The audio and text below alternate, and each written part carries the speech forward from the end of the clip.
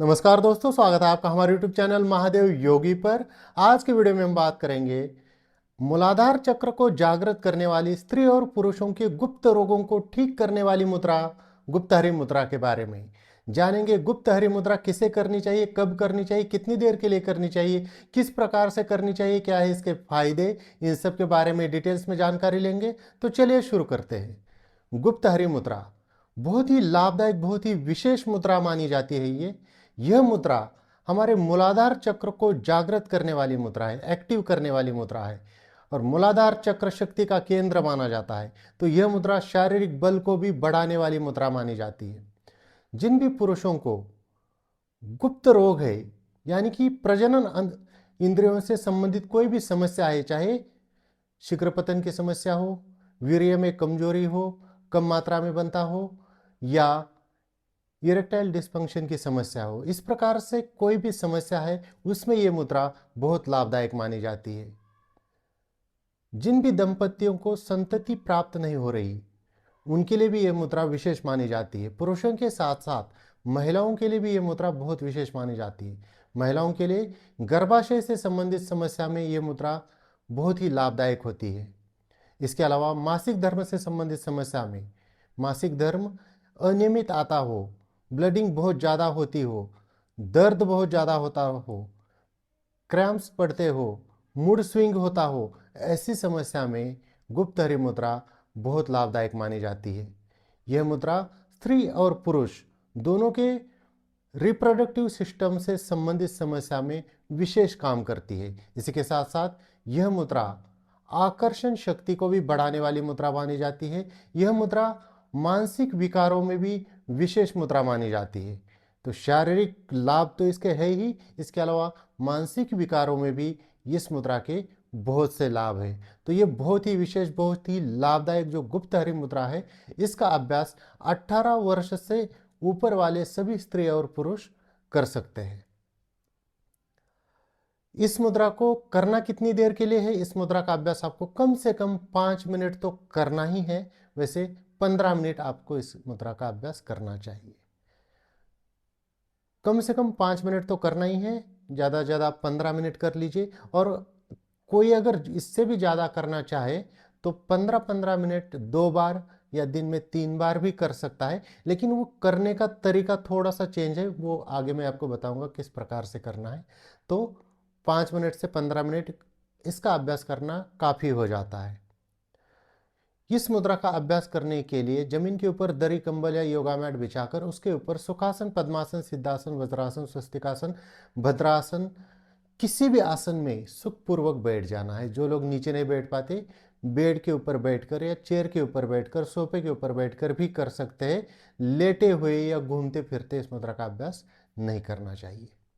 तो किसी भी आसन में सुखपूर्वक बैठने के बाद इस जो मुद्रा को करने की विधि है, बहुत ही सरल और सिंपल विधि है। आपके जो ये दोनों हाथ है, अंगूठों को आपको मोड़ देना है अंदर की साइड में और मुट्ठियाँ इस प्रकार से कस के बंद करनी है।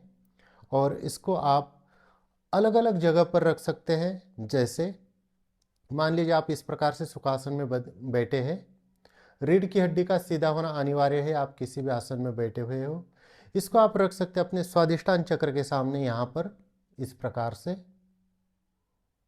दूसरा, इसको आप चाहे तो इस प्रकार से यहाँ पर भी रख सकते हैं, अपने जंघा के ऊपर या नी के ऊपर। जैसे आप वज्रासन में बैठे हैं तो उस कंडीशन में आप इसको इस प्रकार से अपने थाई के ऊपर भी रख सकते हैं। आप मुट्ठी को चाहे तो ऐसा कीजिए या ऐसा कीजिए, दोनों प्रकार से चल जाएगा। या आप इसको इस प्रकार से अनाहत चक्र के सामने भी रख सकते हैं।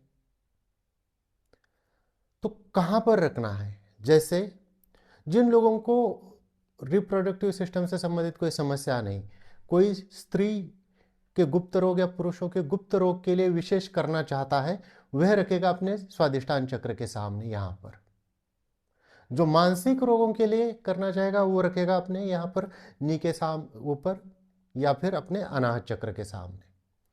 अब जो लोग इसको ज़्यादा समय के लिए करना चाहते हैं या जो लोग मानसिक विकारों के लिए या शारीरिक बल के लिए करना चाहते हैं, उनको क्या करना है, आराम से इसको दबा कर रखिए और प्राणायाम कीजिए। पूरक यानी कि सांस को अंदर भरना, कुंभक यानी कि सांस को अंदर ही रोक कर रखना अंतर कुंभक हो जाएगा, और रेचक धीरे धीरे सांस को बाहर निकालना। तो इस प्रकार से कर सकते हैं। लेकिन जो स्त्री और पुरुष गुप्त रोगों को ठीक करने के लिए करना चाहते हैं, खास करके यौन शक्ति को बढ़ाने के लिए करना चाहते हैं, खास करके शीघ्र पतन की समस्या में करना चाहते हैं, वो इसको थोड़ा सा अलग तरीके से करेंगे। किस प्रकार से करेंगे?